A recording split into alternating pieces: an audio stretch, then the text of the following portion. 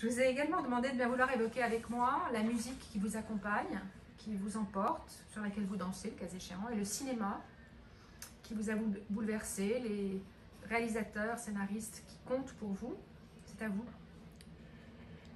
Alors, pour ce qui est de la musique, j'ai vraiment euh, deux racines. Euh, L'une, elle n'est pas surprenante, euh, c'est le bon vieux rock'n'roll. Euh, C'est-à-dire, pratiquement, c'est Creedence Clearwater Revival, et puis les groupes qui vont autour. C'est cette période-là, quoi. C'est cette bonne période du rock. J'ai eu une grande période Dylan, comme tout le monde. Mhm. J'en suis un peu revenu, mais ça continue à me dire quelque chose. Et l'autre grande partie, c'est la musique brésilienne. J'ai, je suis vraiment fanat de musique brésilienne.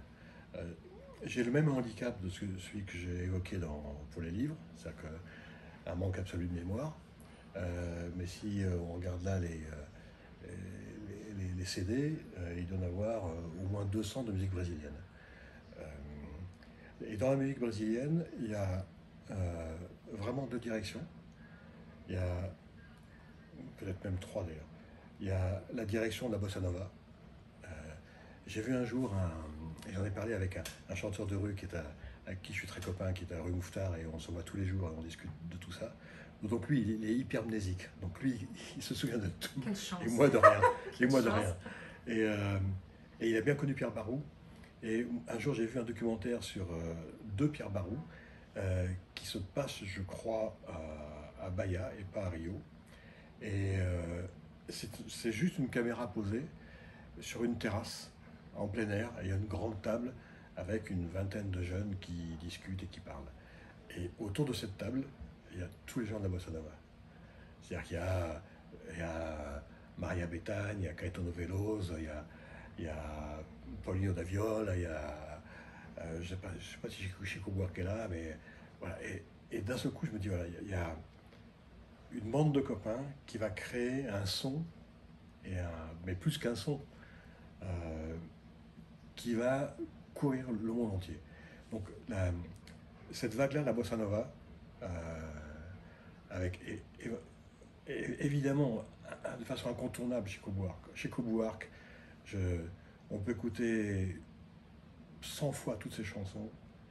Euh, j'ai la chance de comprendre un peu le brésilien, donc ça aide. C'est fantastique, quoi. Une chanson comme Construction, ça laisse pour toi, même dans l'écriture, quoi. Et je me souviens d'arriver à Bahia, après je sais pas combien de dizaines d'heures de stop, et j'arrive à Bahia, et le premier endroit où je peux me poser, c'est un amphithéâtre en plein air, il est 23 h, il doit faire 30 degrés encore dehors, il y a des palmiers, et euh, Caetano Veloso arrive, pas par la scène, mais par les gradins, et il est en maillot de bain. Il est au maillot de bain, donc il y a des espèces de trucs incongrus. Et sur scène, il commence à chanter Terra. Terra, quand on écoute Terra, mais c'est. Euh, en gros, il dit. Terra, il dit la première fois que je t'ai vu, poussière dissipée dans le ciel immense, etc. C'était dans une cellule. Il voit les premières photos de la Terre vue du ciel dans une cellule, quoi. Mais il le raconte avec une poésie brésilienne qui est stupéfiante. Euh, il y a des chansons de Gal Costa, Le train de 11 heures par exemple, qui est un truc tout simple, et qui me met les frissons à chaque fois. Donc il y a cette musique de la bossa nova, même si Gal Costa n'est pas forcément de la bossa nova, mais après il y a la musique incontournable du carnaval, hein. Moi, il m'est arrivé une chose fantastique. La première fois que je suis arrivé à Rio, en 73, j'avais pas un centime en poche. On m'avait payé des mois de navigation dans les Caraïbes, avec un bateau qui a fait naufrage, enfin, tous les emmerdements possibles. Le capitaine n'avait plus de quoi me payer. Il était resté 6 mois en mer au lieu de rester 6 semaines. Et il avait prévu, en fait, on allait vendre à la Carse un vieux cargo à la ferraille. Et donc, il n'a pas pu vendre son cargo. On a eu une pénalité parce qu'on a bloqué le port de Miami pendant 3 jours. Enfin, un truc incroyable, il ne peut pas me payer. Il avait prévu d'aller au Carnaval de Rio avec sa compagne. Et naturellement, sa compagne n'a pas attendu, elle s'est tirée. Et donc, il me paye avec le billet, c'était possible à l'époque, avec le billet de sa femme. Et pas un centime. Et j'arrive à Rio, en première classe, Miami-Rio, le premier jour du carnaval, et je passe, naturellement, c'est facile d'être à Rio à ce moment-là.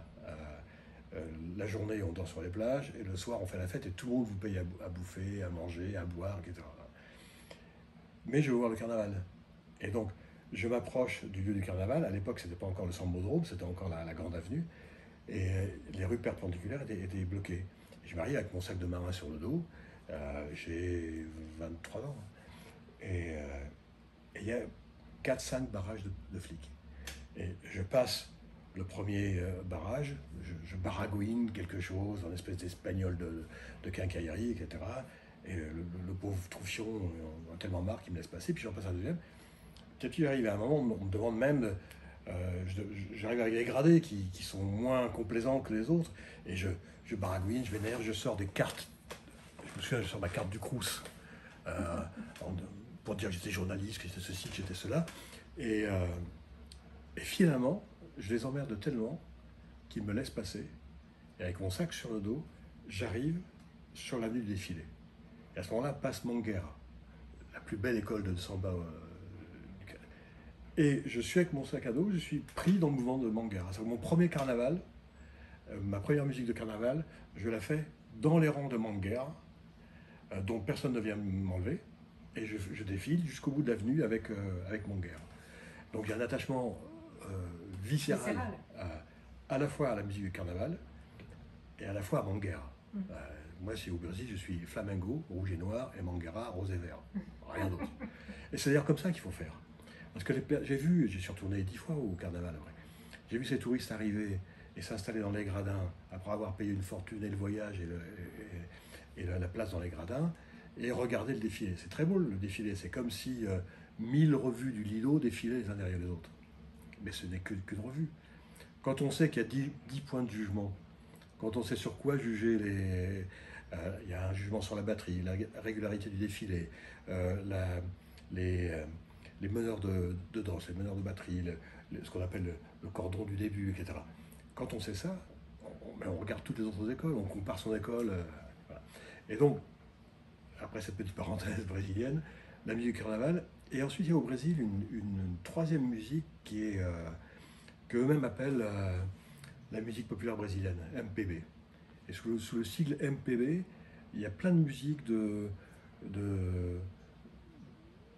qu'on pourrait qualifier nous ici avec ce côté un peu péjoratif de populaire, c'est-à-dire c'est pas de la belle bossa nova, c'est pas du carnaval grandiose, mais il y a toujours quelque chose de simple, de populaire et de poignant dedans. Et voilà, donc j'aime bien tout ça, avec naturellement un goût particulier pour Chico Buarque, qui, je vous le disais tout à l'heure, c'est un mec que j'admire, qui habite Paris. Il paraît qu'il doit avoir au moins 10 ans de plus que moi. Il fait toujours du foot au Bois de Boulogne toutes les semaines. Et ce gars qui est sûrement le plus grand compositeur et de musique et de paroles de bossa nova, se met à écrire un petit bouquin. J'ai oublié de le citer d'ailleurs dans les bouquins qui sont déterminants. Il fait un petit bouquin qui s'appelle L'Embrouille. Et L'Embrouille, c'est une merveille. Donc ce gars qui a tous les talents, en plus, il a le talent d'écrire. Si on le reste de la musique, oui, c'est vraiment la musique américaine, blues, rock, un petit peu de folk au bord. Les gens qui m'ont marqué, c'est Carole King, dans l'album Tapisserie. Il y a un duo qui s'appelle Yann et Sylvia, que personne ne connaît à part moi. Et puis après, il y a tous les autres, quoi, tous les grands groupes. Il y a quoi? On avait quand même, nous, l'âge d'être pile poil, avoir 20 ans, à une période de musique fantastique. Côté cinéma, c'est plus compliqué. D'abord parce que j'y vais de moins en moins. Ça m'intéresse de moins en moins.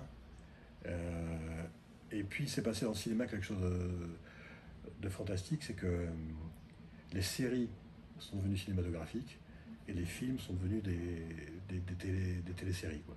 Maintenant, un film d'1 h 30 au cinéma, très souvent, sur un scénario, ça nous laisse sur la fin, quoi. C'est pas...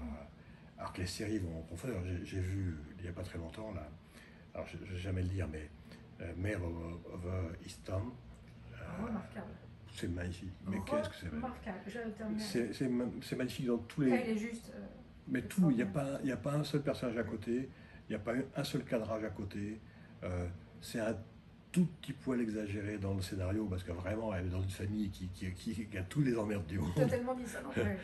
Mais qu'est-ce que c'est bien fait. Mais qu'est-ce que c'est bien fait. Kate Winslet, qui est le rôle principal, est vraiment remarquable série. Hein. Ouais. Et donc, les séries, beaucoup de séries... True Detective, True Detective, la première saison. La première, extraordinaire. J'ai écrit Freeman, qui se passe en Louisiane, en pensant du début à la fin à True Detective. Certaines séries nordiques, de Killing, des choses comme ça. Remarquable, très moyennement adapté, mais la nordique était juste géniale. La nordique était... on oublie les adaptations, vraiment. Un autre truc qui s'appelait Le Pont, The Bridge. Oui, The Bridge.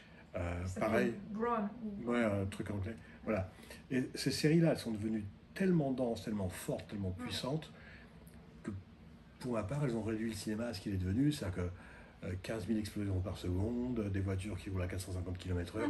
J'ai revu tout à l'heure par accident, je sais pas pourquoi, j'ai vu un extrait d'un film où un mec saute en moto d'une falaise et la moto arrive sur l'aile d'un avion et roule sur l'aile, le mec il arrive à freiner, à se retenir. Alors, trop fort. C'est impossible. Mais oui, ça c'était très très très beau. Et je suis vraiment reconnaissant aux Américains, contrairement à ce qu'on peut dire sur eux à cause du cinéma, d'avoir fait évoluer l'esprit dans les séries d'une façon remarquable.